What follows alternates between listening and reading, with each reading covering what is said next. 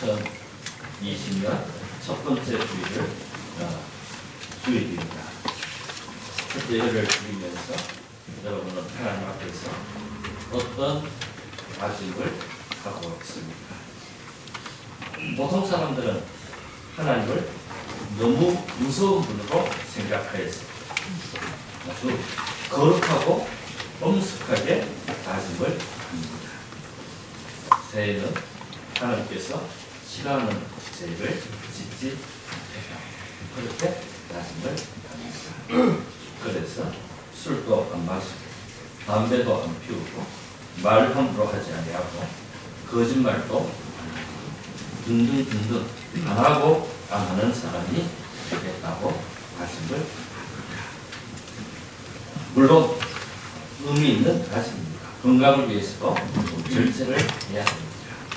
또 신앙생활을 위해서도 하지 말아야 될 것 하지 말아야 됩니다. 그러나 우리가 근본적으로 생각할 때 하나님은 우리가 기쁘고 행복하게 살아가기를 원하십니다.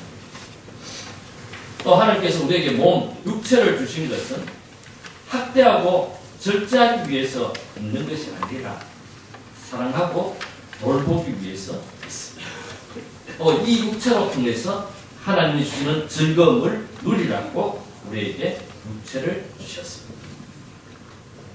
그래서 금식을 자주 하는 것보다 잔치를 자주 하는 것이 더 좋은 신앙이라고 그렇게 말했습니다. 우리는 좀 착각을 해서 나는 금식기도 했다, 40일 금식기도 했다, 나는 몇 번 금식했다, 우리 뭐 좀 있으면 금식하자.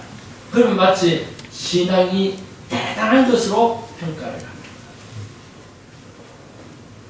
그러나 하나님의 나라는 먹는 것과 마시는 것이 아니요 오직 성령 안에서 의와 평강과 희락이라고 했습니다.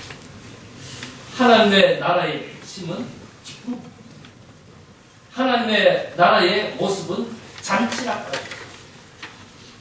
그래서 금식하는 것보다는 잔치를 자주 하는 것이 좋습니다. 안 하는 것보다는 하는 것이 좋습니다. 아이들 게임 막 하지 않습니까? 부모님들 얼마나 걱정이 돼서 하지 마라 시간을 정해놓습니다. 그렇다고 해서 안 하는 것이 아닙니다. 안 하게 할 수 있는 좋은 방법이 있습니다. 교육부에 청원내든지 청와대 청원을 내서 게임을 학과목으로 선정합니다. 시험도 치고 숙제도 내고 그러면 금방 너무 안 하는 일에 집중하지 말고 새해는 조금 우리의 삶의 방법을 다르게 미국에 있는 어떤 목사님이 한국교회 크게 부흥한다고 소식을 듣고 한국교회를 교육을 위해서 왔습니다. 왔는데 몇몇 교회를 다녀보니까 열정도 있고 뜨겁고 좋기는 좋은데 성도들의 얼굴이 너무 무게가 있고 슬픔이 있고 기쁨이 없는. 그래서 인도하는 목사님에게 물었다고 합니다. 도대체 왜 한국교회 성도들이 저렇게 슬퍼하고 왜 걱정이 많고 왜 얼굴이 어둡냐고 물으니까 이분이 이렇게 말합니다. 우리 한국 역사에 고달픈 역사가 너무 많고 전쟁의 피해도 있고 막 그렇게 했기 때문에 우리도 모르게 그렇게 굳어져 있다. 그렇게 이야기하니까 미국 목사님 한마디 했습니다. 한국 교회는 아직도 예수님이 부활하지 못하셨다. 우리의 수고와 우리의 모든 무거운 짐을 다 짊어지고 예수님께서 십자가에서 다 이루셨습니다. 사망 근세를 깨뜨리고 부활하셨기 때문에 그 부활하신 예수님 때문에 교회가 생겨나지 않았습니까? 초대교회는 날마다 마음을 같이하여서 성전에 모이기를 힘썼고 집에서 떡을 떼며 기쁨과 순전한 마음으로 음식을 먹고 하나님을 찬미하였습니다. 그러니까 세상 사람들이 칭송이 대단했다. 교회라는 공동체는 슬픔의 공동체가 아니라 기쁨의 공동체. 근데 우리는 이 본질적인 것들을 잃어버렸습니다. 옛날에 어렵게 살 때는 그랬습니다.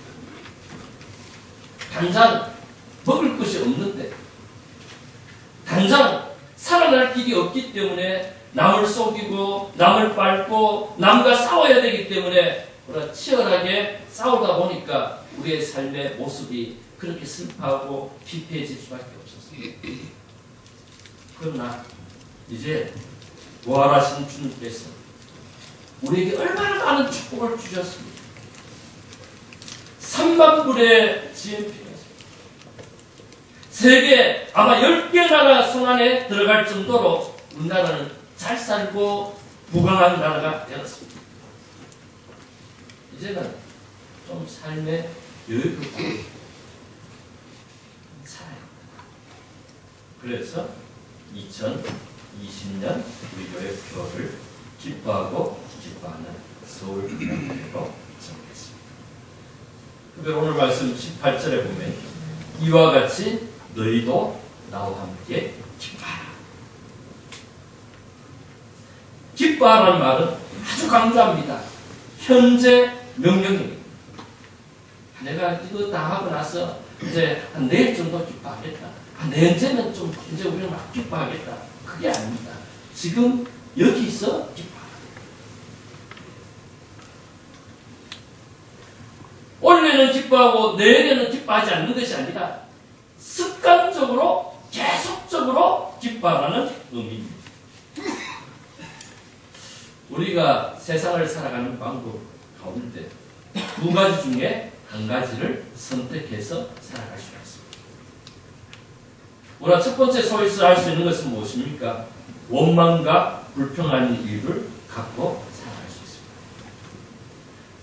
그래도 원망거리를 찾고 불평거리를 찾고 그렇게 인생을 살아갈 수 있습니다.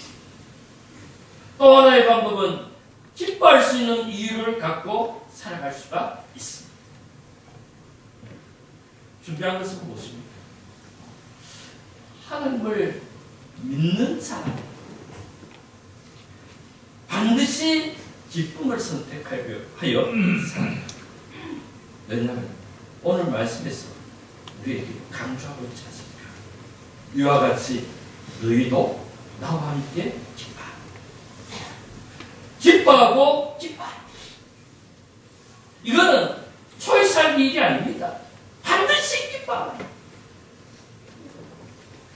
스코틀랜드의 제인이라는 사람이 이런 말을 했습니다. 기쁨이라는 것은 깃발과 같다는 것입니다.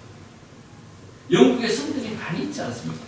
성에 깃발이 꽂혀 있다는 것은 그 성에 왕이 머물러 있다는 증거입니다. 군대에 가면 그렇지 않습니다. 저도 짧게 군에 갔다 왔는데 군에 가면 그 사령관 그 집무실 앞에 보면 그 깃발이 올라가 있습니다. 13개가 올라가서 발랑발랑합니다. 그러면 그 깃발 있으면은 거기에 사령관이 지금 직무하고 있구나. 깃발이 내려지면은 어디로 출타했구나. 그래서 사령관이 거기 있으면 아주 긴장해서 소리도 내지 않고 가고 청소도 열심히 하고 마찬가지로 그리스도인의 기쁜 얼굴을 하고 있다는 것은 그 마음속에 만왕의 왕이신 주님이 살아계신다는 것입니다. 내 마음속에는 언제나 주님이 계시니 우리 속에 주님이 나의 구주가 되시고 주님이 나의 삶의 주님, 그 예수님께서 사망 권세를 깨뜨리고 부활하셨습니다. 내가 세상 끝날까지 너희와 항상 수고하고 무거운 짐진 자들아 다 내게로 내가 너희를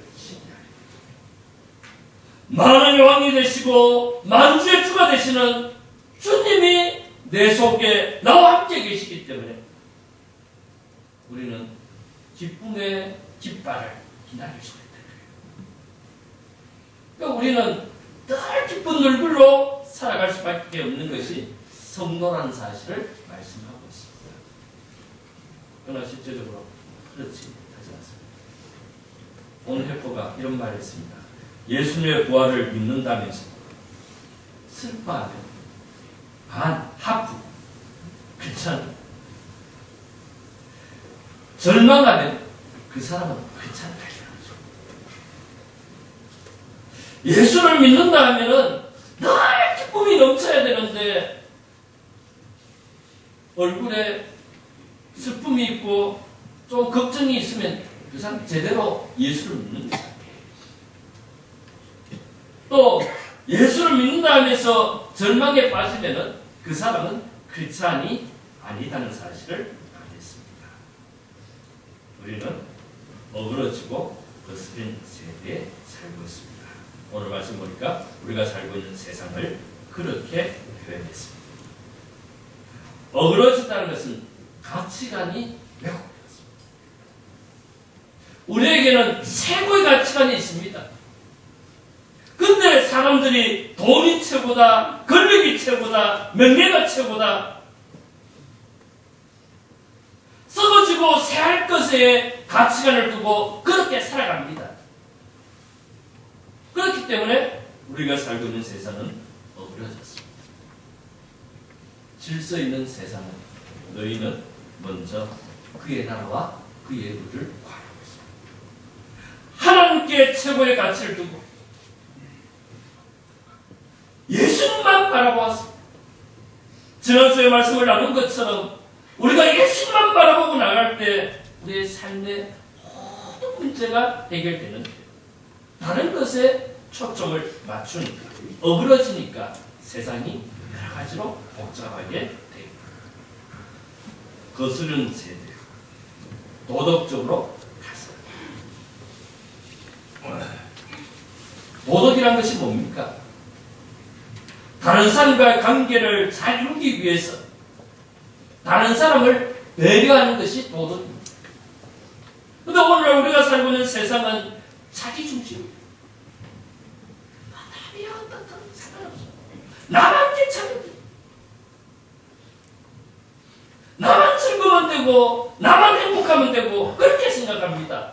그렇기 때문에 자연스럽게 내 존재가 다른 사람에게 피해를 주고 아픔을 줄 수밖에 없습니다. 이런 세상을 가리켜서 거스른 세대가 그렇게 변했습니다. 우리는 그렇게 살아서 되지 않습니다. 그렇기 때문에 우리는 기쁨으로 그 어그러지고 거스른 세대를 이겨나가야 됩니다. 그래서 원래 우리가 기뻐하고 기뻐하면서 우리가 어떻게 기뻐할 수 있습니까?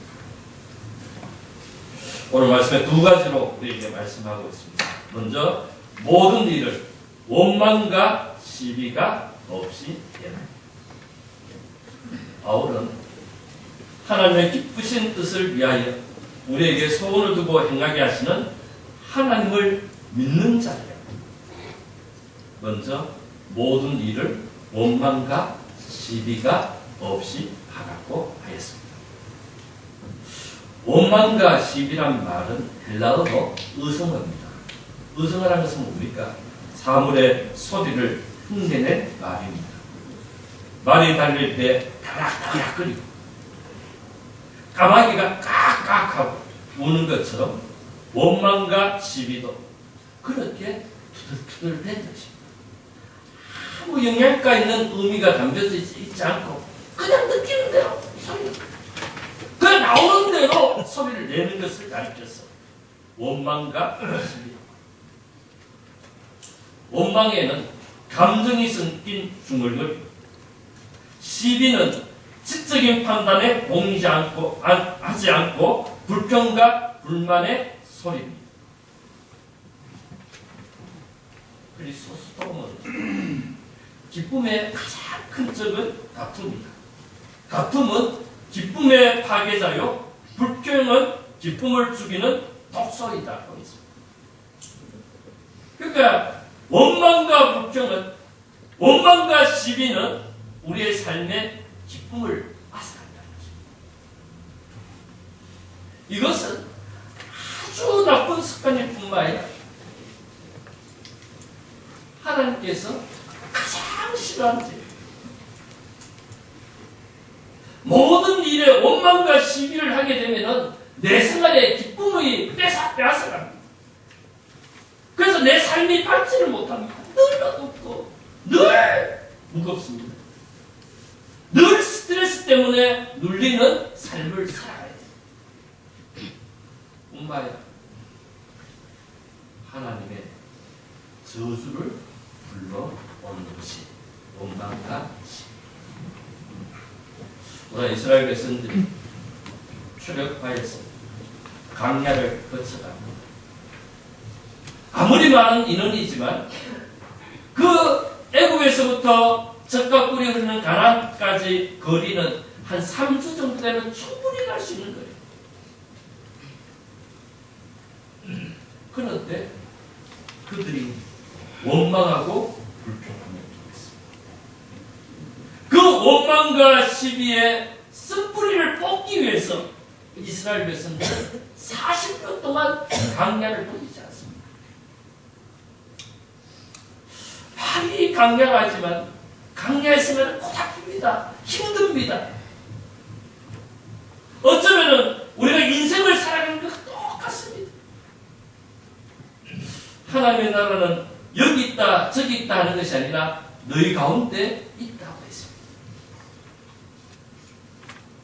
즉 우리가 하나님이 우리와 함께 하신다는 사실을 믿고 이 하나님을 의지하고 살아가면은 우리가 이 땅에서도 천국과 같은 행복한 삶을 살아갈 수가 있다는 겁니다. 그러나 마귀가 제일 싫어하는 것이 우리가 기뻐하는 것입니다. 기뻐하는 서울 강남교회라는 표를 정하고 올 한 해 우리가 기뻐하기 위해서 노력을 하면 마귀는 역으로 어떻게 하면 슬퍼하게 합니다. 어떻게 하면 짜증을 내고 짜증을 내게 만들까? 역으로 마귀가 공격을 합니다. 제가 수요일 날 말씀을 나누려고 하는데 우리가 세상을 살아갈 때 우리가 하나님의 도구로 사용함을 받지 않습니다. 근데 어떤 사람은 하나님의 선한 도구로 쓰임을 받습니다. 근데 불행하게도 어떤 사람은 하나님의 악한 도구로 쓰임을 받습니다. 가불다 같은 것이 그러한 사람들이 악한 도구로 쓰임을 받습니다. 우리는 어떤 일이 있더라도 하나님의 선한 도구로 쓰임을 받습니다. 기뻐하는 서울 강남교회를 위해서 내가 있음으로 통해서 이 기쁨이 충만할 수 있도록 해야 됩니다. 그러기 위해서는 우리가 어떻게 해야 됩니까? 모든 일에 원망과 시비가 없어야 됩니다. 왜 우리가 이렇게 살아야 되는가? 15절에 이렇게 말합니다. 너희가 흠이 없고 순전하여 오래주고 글쓴 세대 가운데서 하나님의 흠없는 자녀로서 세상에서 그들 가운데 빛으로 나타납니다. 세상은 하나님의 기쁘신 뜻과 관계없이 살아가고 있기에 어그러지고 거스는 세대가 될 수밖에 없습니다.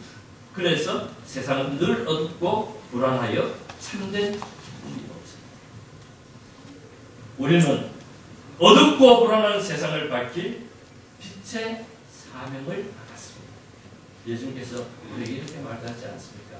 너희는 세상의 소금이요 너희는 세상의 빛이라 했습니다. 소금이 있는 존재가 이유가 뭡니까? 세상이 부패하고 타락해 있기 때문에 더 이상 부패하지 못하도록 세상이 맛을 잃었고 있기 때문에 맛을 내도록 하기 위해서 소금이 존재합니다. 너희는 세상의 빛이라고 했습니다. 왜 빛이 필요합니까? 세상이 어둡기 때문에. 세상이 어둡기 때문에 사람들이 어디로 가야 될지 알지 못합니다. 그래서 여기 가서 부딪히고 저기 가서 부딪히고 여기 가서 빠지고 저기 가서 넘어지고 자빠지고 온갖 불행한 일들이 계속 발생하고 있습니다. 이런 세상 가운데서 너희는 세상의 빛이라고 했습니다. 우리가 이 빛의 사명을 어떻게 감당을 해야 됩니까? 16절, 마태복음 5장 16절을 보니까 이렇게 말합니다. 우리는 착한 행실을 통해서 그 빛을 세상 구석구석에 비춰야 합니다. 한마디로 말하면 뭡니까? 밝고 기쁘게 사는 거예요. 어두운 자들에게 빛을 비춰야 된다. 빛은 어떻게 합니까? 말 안에 두지 않습니다. 등경 위에 둡니다. 언덕 위에 둡니다. 왜 그렇습니까? 모든 사람들이 그 빛을 보고 자신들의 어둠에서부터 벗어나라. 그렇게. 탈무드에 보면 이런 말이 있습니다. 하나님은 마음이 밝은 사람을 축복해 준다. 낙관하는 마음은 자기뿐만 아니라 남들까지도 밝게 해준다. 여러분, 우리가 알아야 될 것은 세상에는 괜찮은 것이 없어요. 심지어 교회도 완전하죠. 교회를 거룩하게 섬겨야 되는 목사도 완전하지. 그 누구도 완전하지 못합니다. 완전하지 못하는데 완전한 것을 자꾸 구하고 찾으려고 하니까 그 마음에 오히려 원망과 시비를 만들어냅니다. 우리는 먼저 솔직하게 인정을 해야 됩니다. 우리는 좀 부족하고 연약합니다. 서로 격려하고 도움하고 하고 아름다운 세상을 우리가 이것을 현실적으로 인정을 해요. 몇 년 전에 그 그림이 하나가 상당히 세상에 관심을 쏠리게 만들었습니다.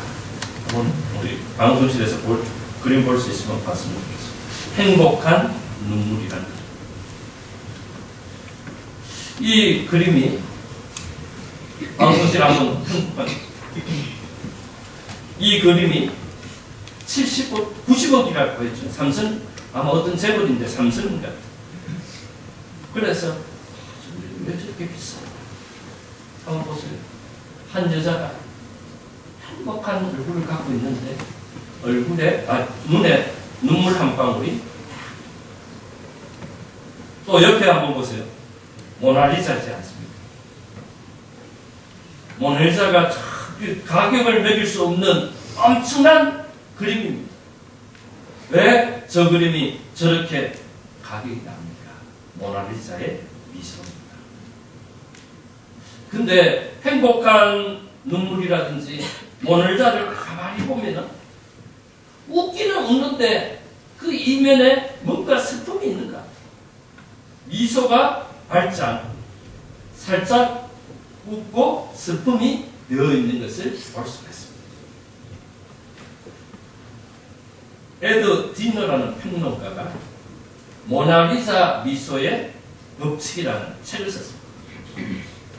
모나리자 얼굴에 그 행복한 감정이 어떻게 되어 있는가? 그걸 한번 프로테스트를 해봤다고 합니다. 그러니까 83%가 행복한 감정이다.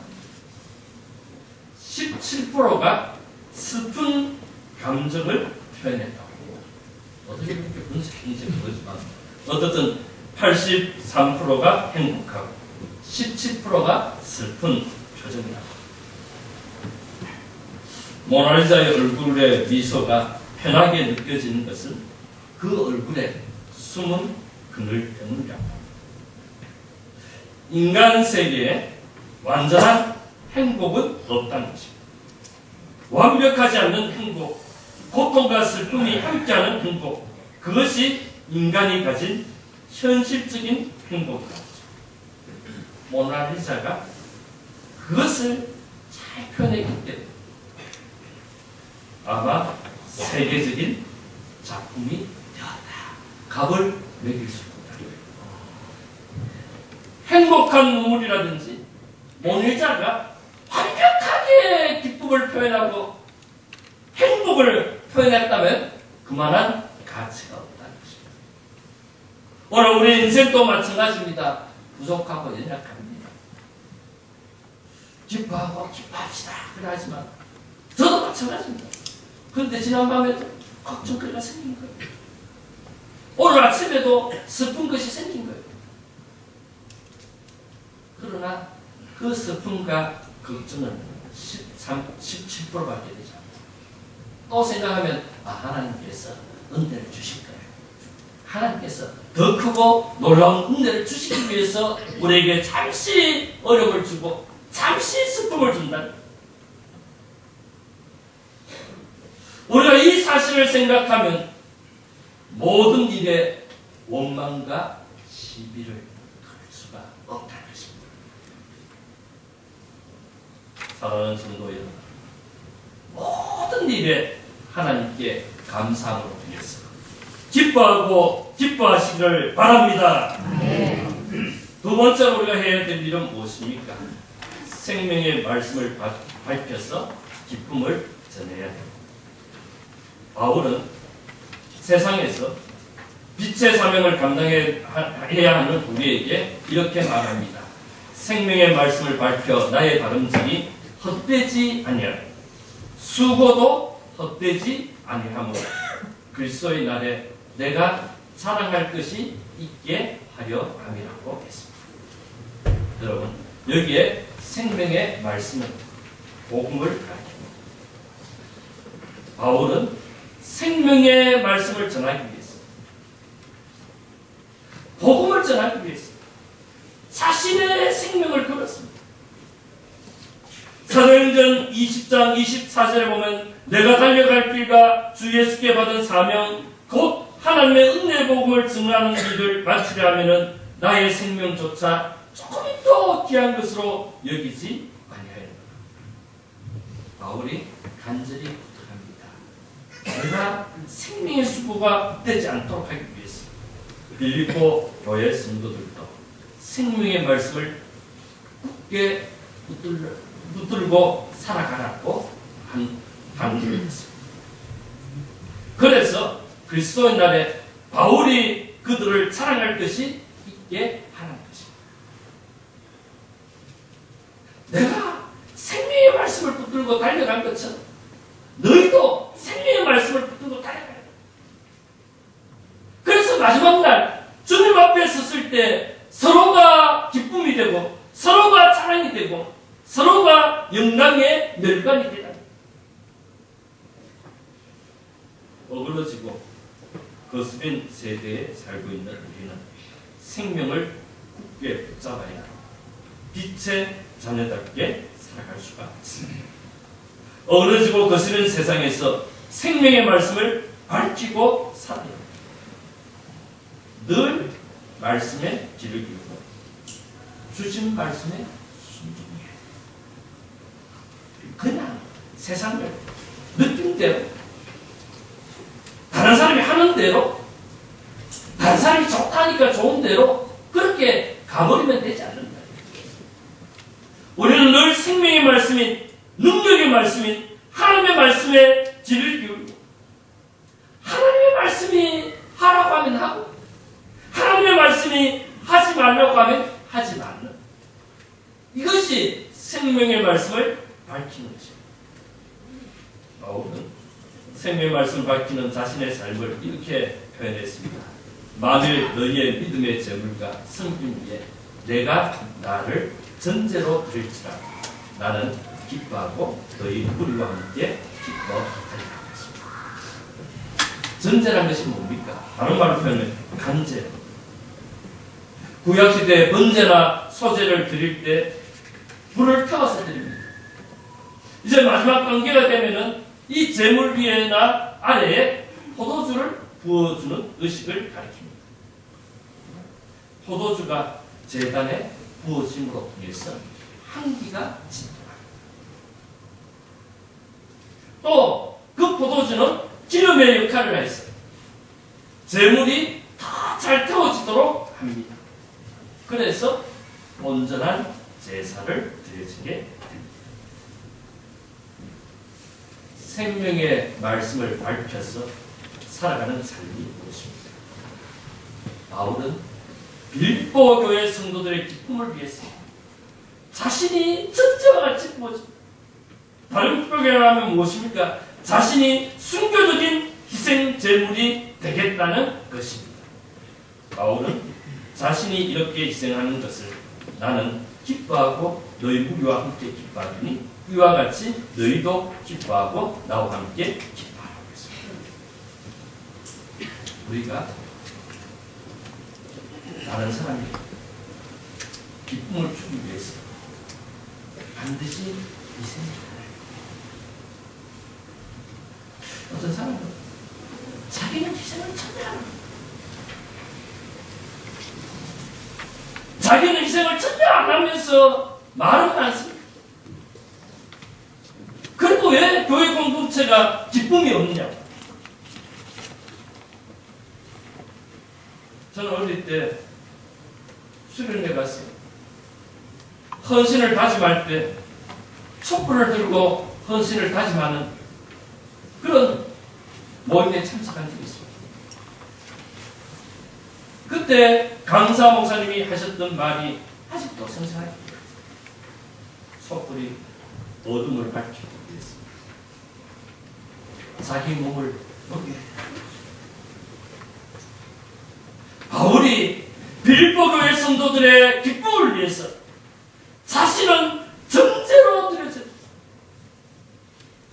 마지막 피 한 방울까지 다 희생하기를 각오했다는 거예요. 그 예수님께서 우리에게 기쁨을 주시기 위해서 십자가를 기쁘게 지셨지 않습니까? 말이 기쁘게 지셨다 하지만 그 십자가가 얼마나 비참하고 얼마나 고통스럽고 얼마나 자기의 희생이 필요한 것입니까? 그런데 우리는 자기 희생은 전혀 하지 않고 그러면서도 자기 기준을 갖고 다른 사람을 판단하고 2020년 그렇게 살아가면 그렇지 않니? 우리는 진정한 그리스도인이 되기를 원합니다. 진정한 그리스도인이 되기 위해서 우리가 어떻게 해야 됩니까? 우리는 우리의 삶에 부활하신 주님을 만나야 됩니다. 늘 주님이 내 속에 있기 때문에 우리는 주님 때문에 기쁨의 깃발을 날게 됩니다. 비록 부족하여서 비록 연약해서 슬픈 일도 있습니다. 낙심될 일도 있습니다. 불안한 마음도 있습니다. 그러나 세월이 가면 갈수록 기쁨의 퍼센트가 많아지고 슬픔의 퍼센트가 줄어들어요. 100% 되는 사람은 아무도 없습니다. 100% 정도 되면은 하나님께서 이제 너 이제 세상을 지구를 떠나라.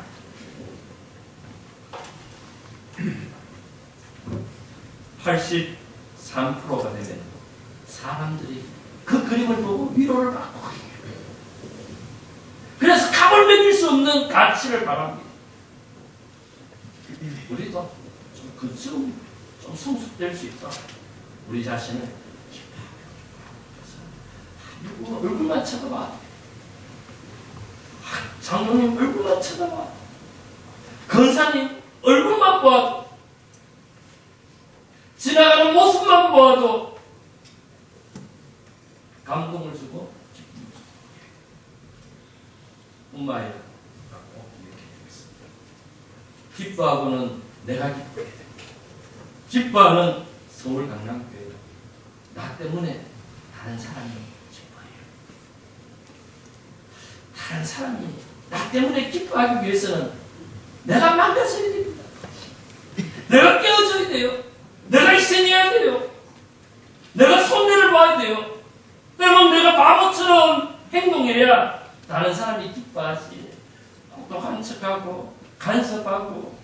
뭐 나무라고 그러면 안 된다고 그러면은 오히려 나 때문에 많은 사람들이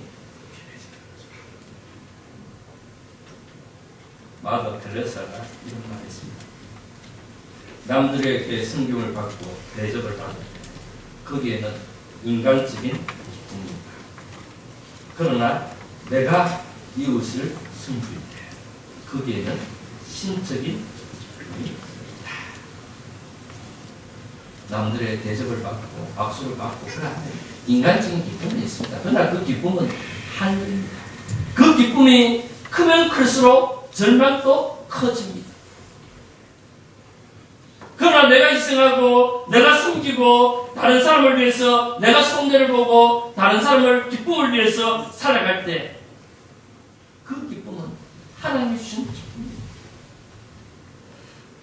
2020년에 하나님 때문에 기뻐하고 나 때문에 우리 교회 모든 성도들이 기뻐하고 우리 교회 때문에 이 방배동 전체가 기뻐하고 온 세상이 기뻐하는 하나님의 위대한 일을 이루어 나가는 저와 여러분들 다 되시기를 바랍니다. 바랍니다.